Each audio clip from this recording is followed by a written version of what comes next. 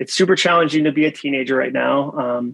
Mindset is something that you're often not taught. There's not a class in 8th grade that says, hey, you're going to high school. Here's how to think about it. Or you're gonna have to pick a table at the lunchroom. There's a lot of pressure for that. Mean Girls isn't a movie, it's a documentary. So here's how to think about that.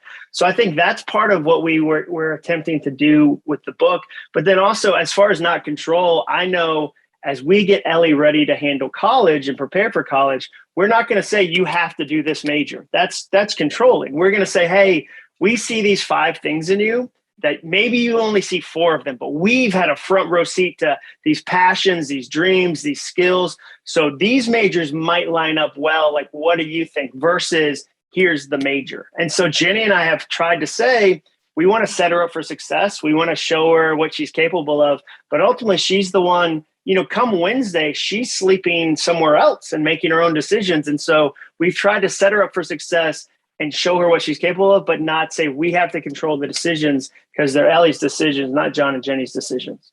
And your parents are going to try to stack the deck constantly. It's just in us that we want to stack the deck towards you.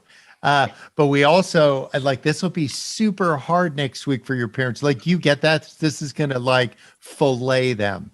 So it's just nice when they drop you off and there's just a lot of tears. The last thing they do before they launch a jet, they give this signal in the aircraft carrier, which is this: pull the chocks. They put their thumbs out and their fists together, pull the chocks. And when we dropped my son off at college, we dropped him off. He got moved in, and then there was that awkward is it time for us to go? But nobody wanted to think, I'm just welling up thinking about it. Then Richard got his thumbs out and he said, pull it. And I just lost it. Ugly. Call somebody lost it.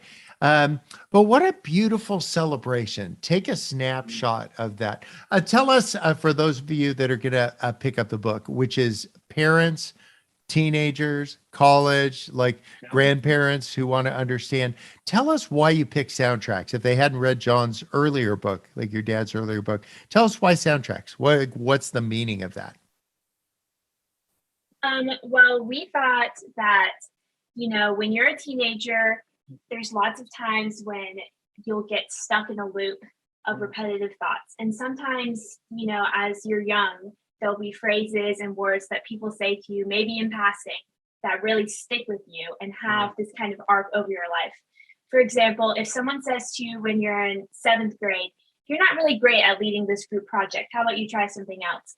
And you're in your 30s or 40s and you're backing away from the leadership position because, someone said this to you 20 years ago. We wanted to create a book for teenagers to equip them with tools to overcome these negative loops.